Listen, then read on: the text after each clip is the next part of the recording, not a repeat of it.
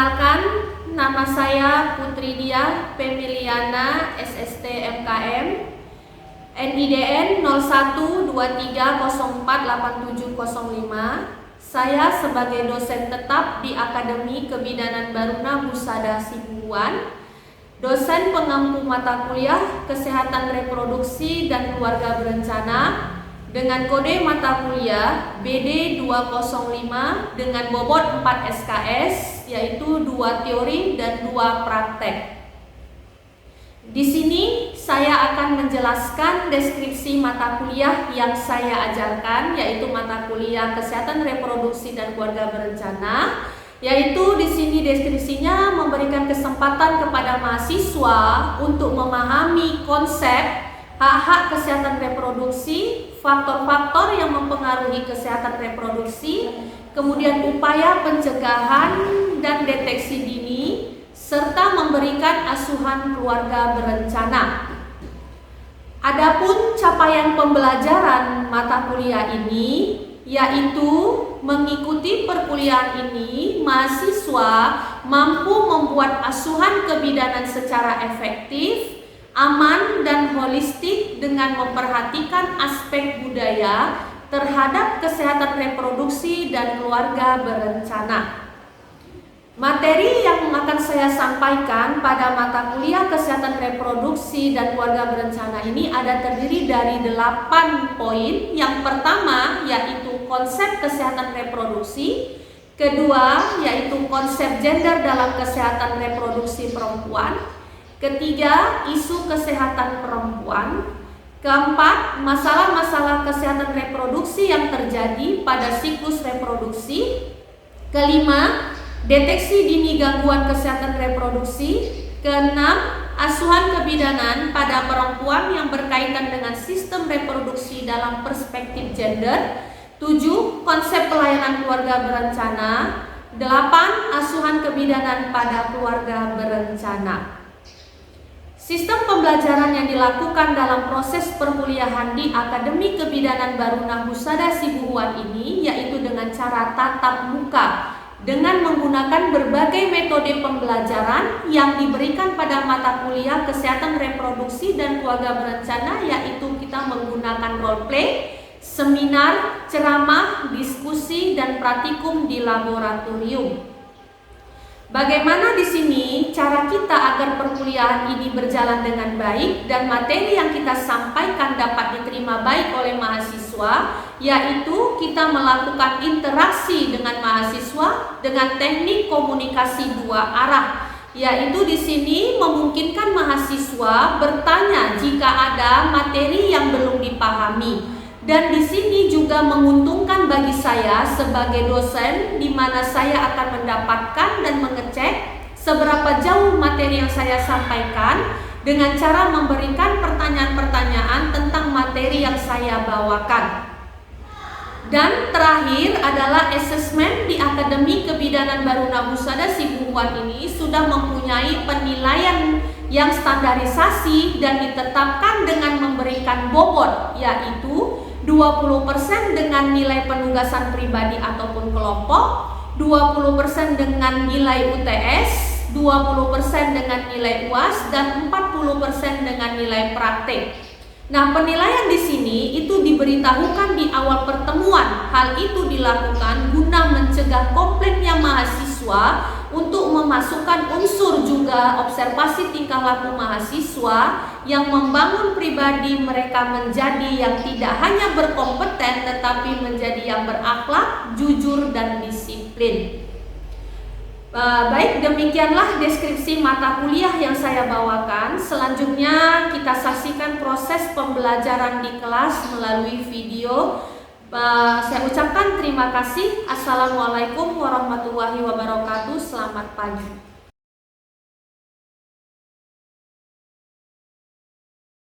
Selamat pagi semuanya. Pagi, Bu. Baik, di pagi hari ini kita masuk untuk mata kuliah Kesehatan Reproduksi dan Keluarga Berencana. Di pertemuan yang kedua kita membahas tentang konsep gender dalam kesehatan reproduksi, khususnya adalah reproduksi perempuan.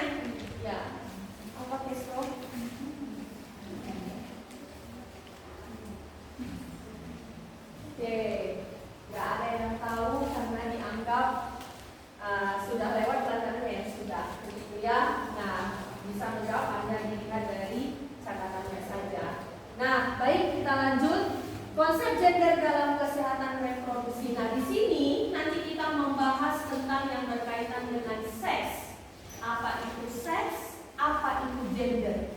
Jadi nanti ada perbedaan antara seks dengan gender. Ya, mungkin kalian akan menganggap seks itu yang tentang berhubungan, ya, yang berhubungan dengan bersetubuh atau berhubungan koitus, itu mungkin yang akan kalian masih menganggap itu seks. Nah, ternyata seks itu bukan seperti yang bertentangan, yang berhubungan dengan hubungan seksual, tidak begitu, ya. Nah, seksualitas dan gender di sini kita nanti akan membahas tentang bagaimana kaitannya dengan budaya, ya, dengan budaya dan bagaimana dengan diskriminasi gender tersebut. Nah, seks itu adalah perbedaan biologis atau perbedaan alat kelamin antara laki-laki dengan perempuan. Jadi kalau orang membahas tentang seks, itu bukan membahas tentang tanda kutip hubungan seksual, tidak. Tetapi kalau orang membahas tentang seks, itu adalah perbedaan jenis kelamin. Jadi kamu udah harus tahu perbedaan seks dengan seksual. Kalau seksual, iya, itu berhubungan dengan perbuatannya. Tetapi kalau seks itu adalah perbedaan jenis kelamin antara laki-laki dengan perempuan. Ya, jadi kalau kalian mungkin selama ini menganggap ngomong dengan teman, ngomongmu seks sekali lah. Ya, mungkin kalian akan terucap seperti itu. Pornografi, perbedaan jenis kelamin biologis antara laki-laki dan perempuan yang dibawa sejak lahir. Laki-laki atau perempuan. Jadi nggak ada laki-laki jadi-jadian, perempuan jadi-jadian. Jadi apa yang memang dibawa kelaminnya dari lahir, itulah yang dikatakan seks. Ya, kelamin laki-laki maupun perempuan. Nah, gender di sini adalah karakteristik. Otomatis karakteristik antara perempuan sama laki-laki itu adalah berbeda. Makanya ada perbedaan kesetaraan gender. Nah, menganggap laki-laki itu yang paling tinggi derajatnya, ya, menganggap paling tinggi, perempuan itu di bawah. Nah, makanya kita nanti ada mempelajari yang namanya kesetaraan gender. Nah, jadi kalau gender ini berkaitan dengan karakteristik dari laki-laki maupun perempuan. Jadi sudah tahu perbedaannya. Seksual apa, seks apa, gender apa. Ya, jadi jangan lagi disamakan antara seks dengan seksual. Ya, jadi mungkin yang selama ini kalian anggap alat kelamin, ya udah tentang berarti pelajaran tentang alat kelamin saja. Padahal alat kelamin itu pelajarannya dari tentang seks. Nah, oke, saya lanjut. Nah, seks di sini merupakan biologis. Ya, biologis antara laki-laki maupun perempuan. Nah, dia itu alat kelamin yang tidak bisa diubah. Memang dia dapatnya dari lahir.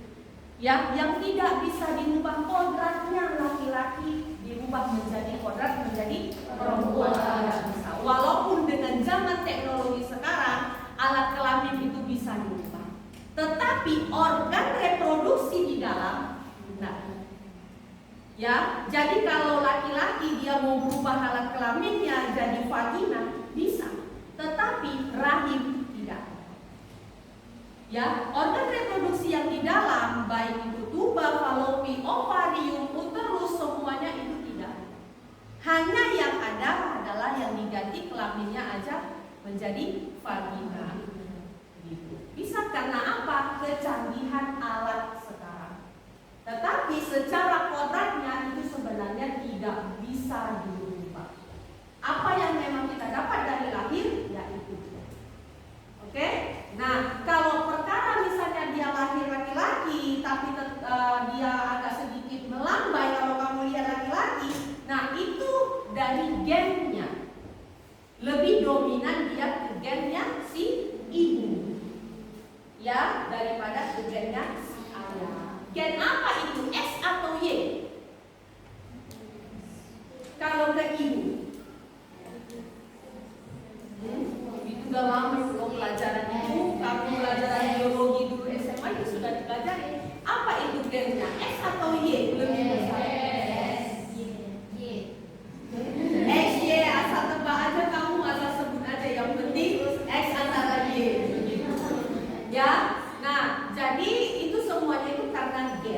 ya, jadi dia melambai, yang itu memang karena gennya. Alat kelaminnya tetap dia laki-laki, ya. Nah, itu yang sering dibilang ada bencong-bencongnya, ada banci-bancinya begitu ya. Tapi alat kelamin itu tidak bisa dirubah. Yang berubah itu adalah dirinya sendiri dengan alat kecanggihan yang sekarang begitu. Nah, kemudian alat reproduksi tersebut menjadi seseorang dikenali menjadi jenis kelamin antara manusia laki-laki maupun perempuan. Misalnya perempuan mempunyai vagina, punyai payudara, kelenjar payudaranya, yang kelenjar susu. Laki-laki mempunyai penis dan testis saja. Kalau perempuan banyak, ya, mamainya ada, membesar. Kalau laki-laki yang mau berubah wujud jadi perempuan itu dengan apa? Disuntik hormon, disuntik begitu. Itulah kalau yang sudah lari dari jalurnya begitu. Tapi secara kodratnya ya dia laki-laki begitu. Ya. Nah, kemudian selain itu seks dimaknai sebagai jenis kelamin. Ya, itu tadi saya katakan seks itu adalah maknanya jenis kelamin. Kalau seksual itu perbuatannya. Ya, berhubungan intim, berhubungan koitus itu adalah makna dari seksual. Bukan seks. Jadi jangan lagi saya dengar kalau kalian mengatakan seks itu adalah perbuatannya, tetapi seks itu adalah alat kelaminnya. Paham? Udah bisa membedakan antara seks sama seksual. Oke, baik, kita lanjut. Nah, gender di sini adalah karakteristik di sosial, di lingkungan sekitar kita. Ya, nah, gender adalah perbedaan antara perempuan dan laki-laki berdasarkan peran, berdasarkan sifat dan posisi perempuan sama laki-laki yang dibuat masyarakat secara turun-temurun yang dipengaruhi oleh budaya. Contoh, budaya Batak menganggap anak laki-laki ini paling kastanya paling tinggi, perempuan tidak, ya kan? Nah, anak laki-laki disekolahkan setinggi-tingginya, anak perempuan tidak, karena mereka menganggap perempuan walaupun sekolah tinggi-tinggi, ujung-ujungnya dapur kasus sumur, ya kan? Ujung-ujungnya dapur kasus sumur. Jadi tidak perlu menganggap perempuan itu sekolahnya tinggi. Nah, itulah perbedaan gender tadi. Itu kalau dari segi budaya, karena menganggap laki-laki kastanya paling tinggi, itu dari segi pendidikan. Nah, kemudian dari segi misalnya dari segi makanan juga laki-laki yang lebih diutamakan makanannya, diutamakan yang mengambil duluan.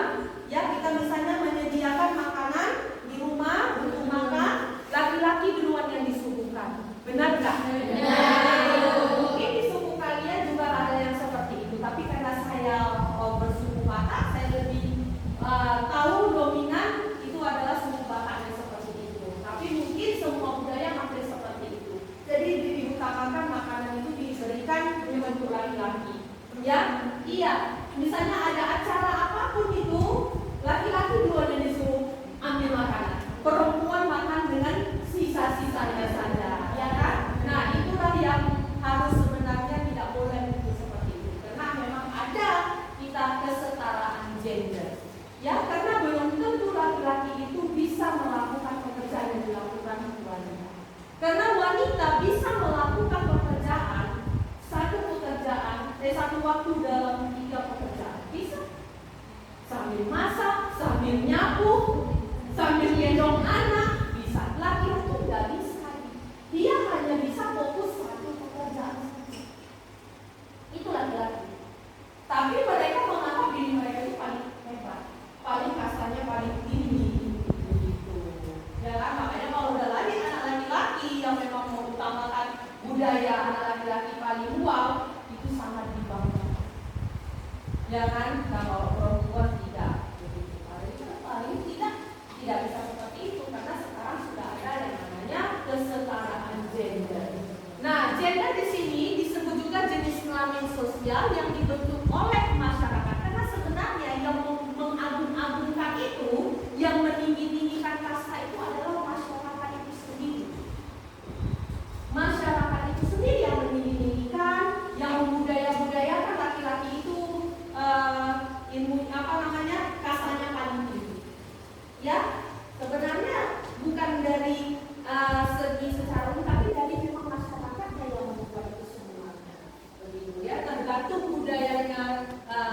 adalah seperti apa. Nah, kemudian dapat berubah berdasarkan perkembangan zaman, berbeda-beda di setiap wilayah, negara, dan bangsa. Jadi semuanya berbeda. Di mana sukunya, di mana daerahnya, di mana tempat tinggalnya itu berbeda.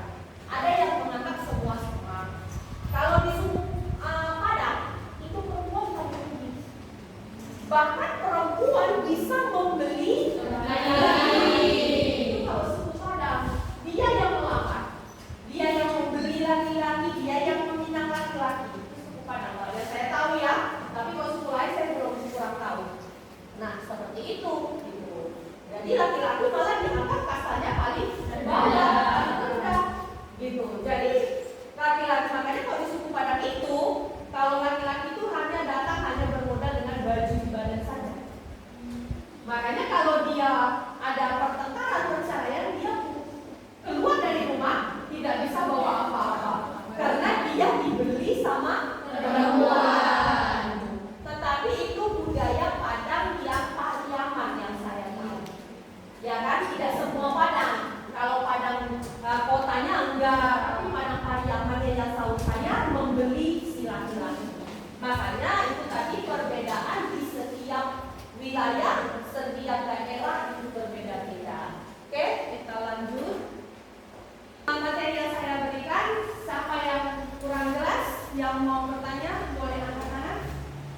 Ya, silakan Nur Aini Putri. Izin bertanya, ini kan kita seksual kita ya, kalau untuk seksual, nah gimana tuh ketika dia itu berhubungan nih, tapi wanita ini lagi haid tuh, nah itu gimana dampaknya? Nah, kalau dari segi kesehatan, kalau kita mau berhubungan seksual pada saat haid itu tidak boleh. Agama juga tidak boleh. Nah, tetapi kalau dari segi yang lainnya, kita boleh melakukan melayani suami untuk mengeluarkan hasratnya itu dengan cara yang lain. Yang penting tidak boleh dimasukkan ke liang senggama. Misalnya mau dengan cara apa? Mengeluarkan dengan tangan, ya, merangsang dengan lidah, segala macam. Yang penting dia tidak boleh melakukan hubungan koitus masuk penis ke dalam vagina yang senggama karena bisa mengakibatkan penyakit kepada si ibunya. Itu mempengaruhi lahirnya ya? Iya, bisa terkena kista, kanker rahim. Nah, kalau misalnya ini kan yang transgender nih, dia kan nggak punya rahim, yang laki-laki ini kan itu. Jadi dia transgender, nah itu gimana Pak? Apakah dia sakit akan punya penyakit tersebut atau gimana? Jadi kan dia nggak punya rahim. Kalau laki-laki Ya. yang tidak ada, paling yang punya penyakitnya yang lain, misalnya HIV, begitu. Penyakit kelamin yang lain. Kan kalau yang sesama jenis itu kan melakukannya melalui dubur, masuknya kan melalui dubur. Kalau yang udah transgender, Oh, transgender, ya masuk dari situ tapi dia tidak ada rahimnya. Tapi ya hubungan penyakit yang lain yang bisa diserang itu adalah misalnya HIV dan penyakit menular seksual yang lainnya. Tetapi tidak ada penyakit berkaitan dia dengan rahim, tidak ada karena mereka tidak ada rahim. Seperti almarhum Dorce itu tidak ada. Begitu. Dia hanya alat kelamin saja. Oke, ada yang lagi? Saya fokus ya. Penyebab dari keputihan itu apa Bu? Padahal kan celana dalam bisa diganti terus kalau mau dimulai dari celana dalam. Oke, baik. Penyebab dari keputihan itu pertama karena utama adalah kebersihan jamur. Habis pipis tidak dilap, dia lembab. Ya, makanya usahakan perempuan habis pipis, habis buang air besar itu dilap. Boleh pakai tisu, boleh pakai handuk. Jangan pernah biarkan dia lembab. Kemudian gunakan celana dalam yang menyerap keringat. Jangan menggunakan celana dalam ya yang dipinggul-pinggul begitu dengan kainnya kain satin, itu tidak menyerap keringat begitu. Nah, jadi keputihan itu bersumber dari jamur. Semuanya dari jamur. Ya, kemudian antibodi kamu lemah, terjadilah dia keputihan. Makanya pengobatan keputihan itu dia hanya menggunakan antibiotik. antibiotik untuk jamur, karena antibiotik macam yang kita demam, kita batuk, kita mencret itu jenis-jenis antibiotiknya berbeda. Jadi kalau untuk keputihan dia berkaitan dengan antibiotik untuk jamur begitu. Sambil kita juga menjaga kebersihan diri kita. Oke, satu orang lagi siapa? Ya, silakan juga. Misalkan ada seorang perempuan tapi tingkah lakunya itu kayak laki-laki gitu. Nah, kan dia udah mau masuk masa-masa pubertas. Nah, jadi ditandai dengan payudaranya membesar. Kenapa beda, Bu? Sama yang perempuan tingkah lakunya kayak ibaratnya dipanggil tomboy, Bu, sama perempuan yang kayak biasa itu payudaranya itu lebih besar yang normal daripada yang tomboy itu. Karena kebanyakan saya lihat kalau perempuan tomboy itu pasti payudaranya kecil. Karena tadi gen. Gennya itu Iya. dipengaruhi oleh apa? Tingkah lakunya apa? Tidak, itu karena gen. Kalau tingkah lakunya itu karena dia udah merasa memang diri dia lebih dominan dari si ayah, dia yang membuat diri dia yang perilaku dia sendiri yang membuat dirinya itu tomboy seperti itu.